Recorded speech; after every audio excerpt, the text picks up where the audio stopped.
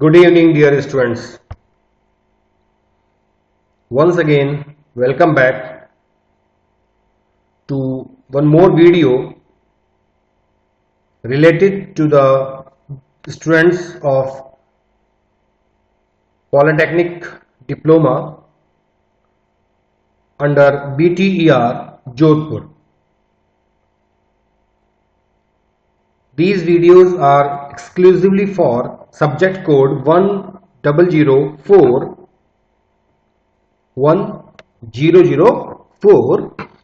communication skills in English.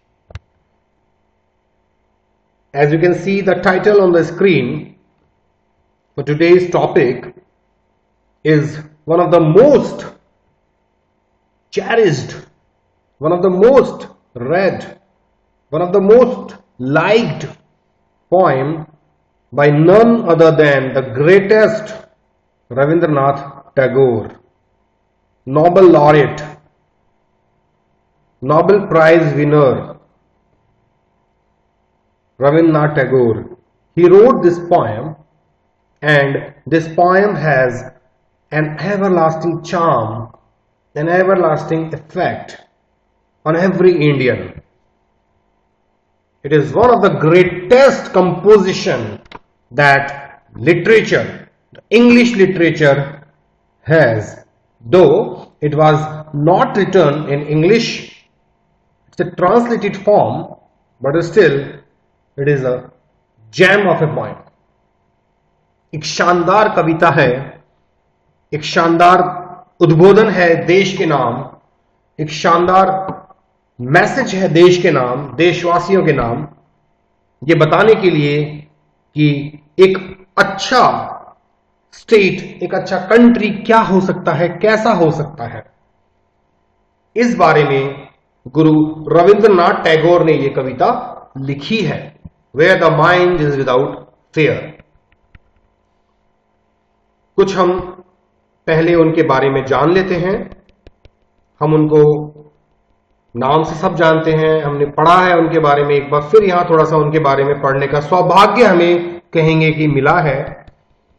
तो ये आपके सामने है unit 3 topic 4 where the mind is without fear, a poem by Rabindranath Tagore. ये देखिए, ये आपके सामने टैगोर जी हैं, रविंद्रनाथ टैगोर. बहुत ही जानी मानी शख्सियत, एक ऐसी पर्सनालिटी जिन्होंने शायद पूरे वर्ल्ड को अपने चार्म से अट्रैक्ट किया, अपनी कविताओं से, अपनी लिखी हुई जो इनकी कृतियां हैं उससे पूरे वर्ल्ड को इन्होंने रिच कर दिया है, धन्य कर दिया है.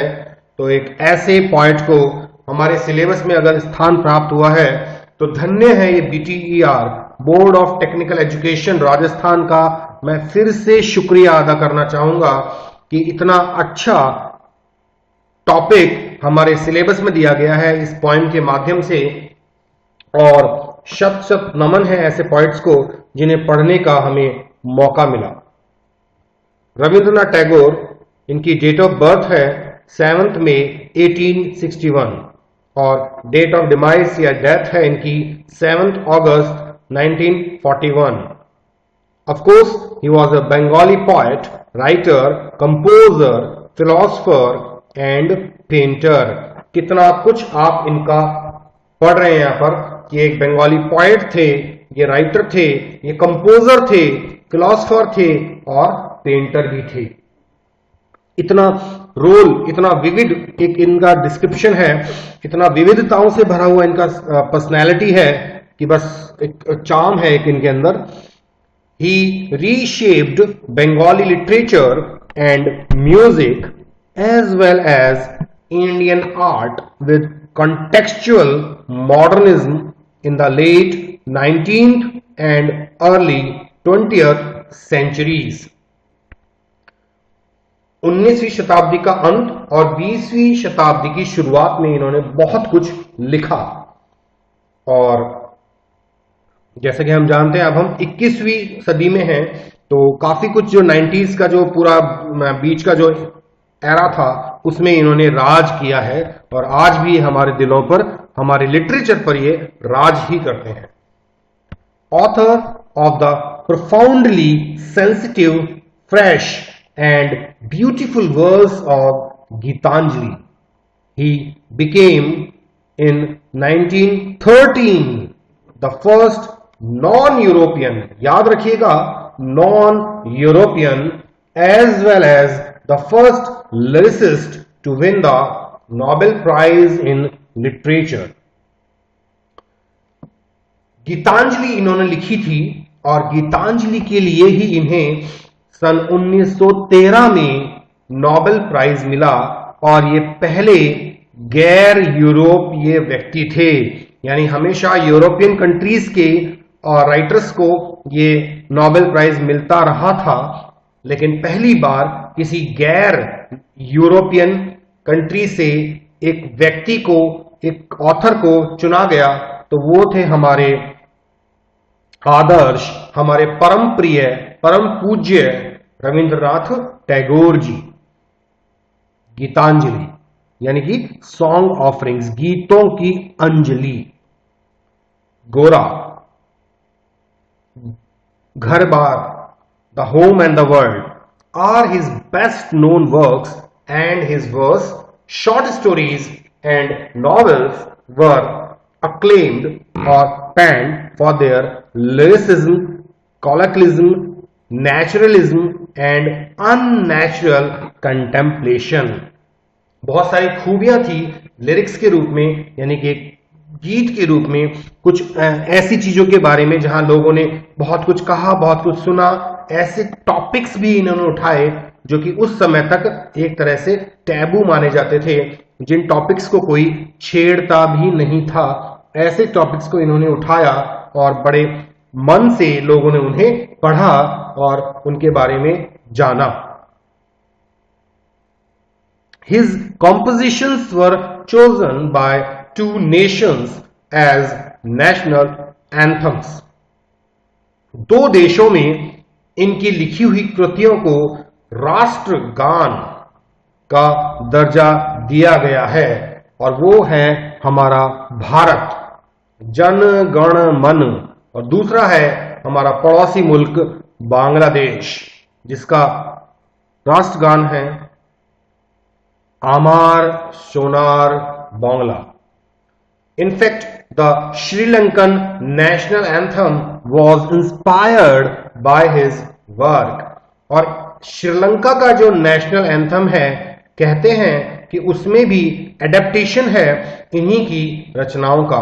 इन्होंने जो भी कुछ लिखा उसको एडेप्ट करके उन्होंने भी इस अपने नेशनल एंथम को बनाया है। और श्रीलंका का जो नेशनल एंथम है वो इनके वर्क से बहुत इंस्पायर्ड रहा है। इनके बारे में अगर आप और भी डिटेल से जानना चाहते हैं तो विकिपीडिया का ये जो पेज यहाँ पर दिया हुआ है, आप उसे विजिट कर सकते हैं, उसे आप पढ़ सकते हैं और वहां पर उनके बारे में और भी बहुत सारी जानकारी एकत्रित कर सकते हैं। कुछ पॉइंट के बारे में हम यहाँ पर जानेंगे। पॉइंट को देखिए, ये जो एक सिंबल दिया हुआ है भारत के तिरंगे के साथ में, ये एक मुझे लोगो मिला इस पॉइंट का, मुझे बड़ा पसंद आया तो मैंने कहा चलो इसे यहां शेयर किया जाए। Now, where the mind is without fear. So, इसके बारे में हम ये कहेंगे कि ये लिखी गई थी 1913 में नोबेल प्राइज विजेता रविंद्रनाथ टैगोर ने, टैगोर के द्वारा। It represents Tagore's vision of a new and awakened India. ये एक दूरदृष्टि थी टैगोर जी की कि उन्हें एक ऐसा भारत था उनकी आंखों में जो नया था, जो जागा हुआ था, जो सदियों गुलामी की परंपराओं से मुक्त होने वाला था।